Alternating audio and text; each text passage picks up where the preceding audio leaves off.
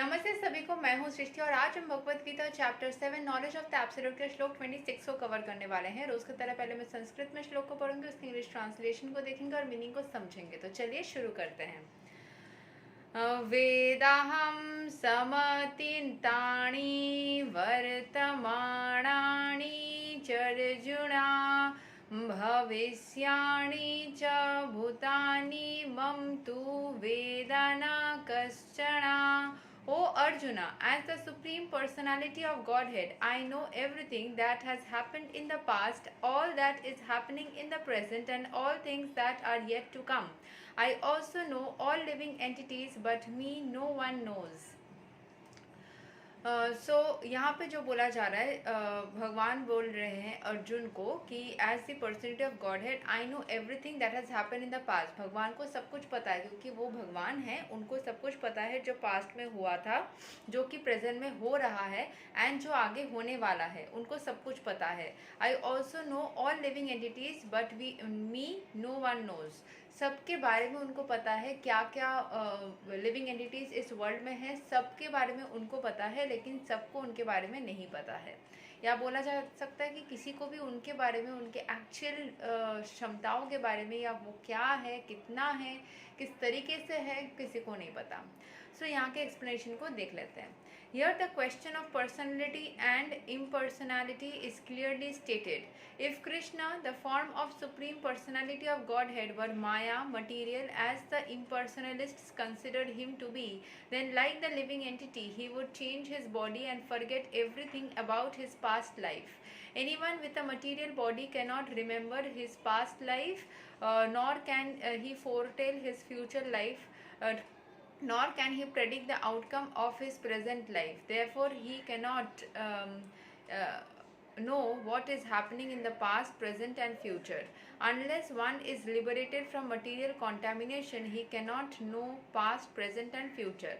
Unlike the ordinary human being, Lord Krishna clearly states that he completely knows what happened in the past, what is happening in the present, and what will happen in the future.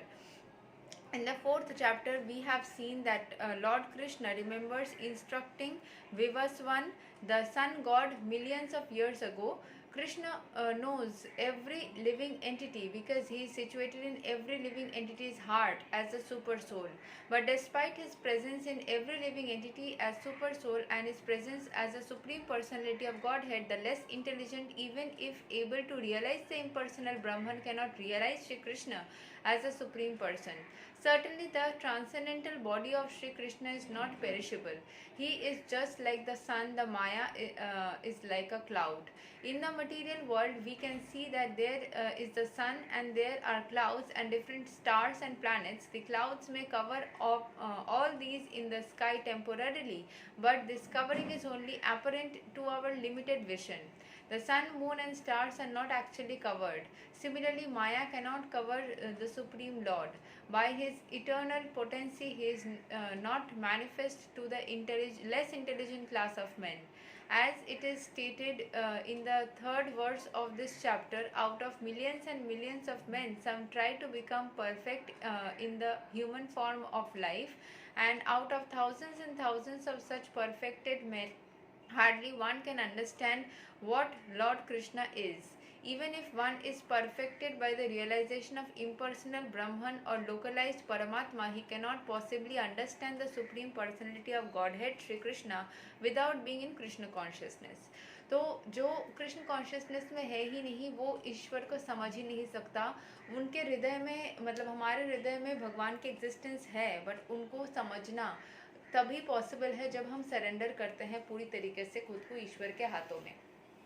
जब हम पूरी तरीके से ईश्वर के हाथों में खुद को समर्पित कर देते हैं, बड़े से बड़े बला भी, बड़े से बड़े टेंशन भी, बड़े से बड़े प्रॉब्लम्स भी अपने आप दूर हो जाते हैं, क्योंकि ईश्वर वो खुद अपने हाथ में लेके उसको सॉल्व कर देते हैं। बस ज़रूरत है तो खुद को उनके हाथ में समर्पित करने का, क्योंकि हम ह्यूमंस हैं, हमें पता नहीं है कि अभी हम प्रेजेंट मोमेंट में जो चीज़ कर रहे हैं वो सही हो रहा है कि नहीं, आगे हमारे साथ में क्या होने वाला है। हमारे हर एक स्टेप्स जो हम ले रहे हैं या लेने जा रहे हैं हमारी इंद्रियों की वजह से, मन की इच्छाओं की वजह से, क्या वो सभी सही है? नहीं है। डर से हम कभी पीछे हट जाते हैं, तो कभी ओवर कॉन्फिडेंस के साथ आगे बढ़ जाते हैं, कुछ कुछ चीज़ें हम गलत भी कर लेते हैं। पर जब हम खुद को पूरी तरीके से ईश्वर के हाथों में समर्पित कर देते हैं, चाहे हम कुछ भी कर ले, चाहे किसी भी फॉर्म में हम रहे, ईश्वर हमेशा हमें प्रोटेक्ट करता है और हम प्रोटेक्टेड ही रहते हैं।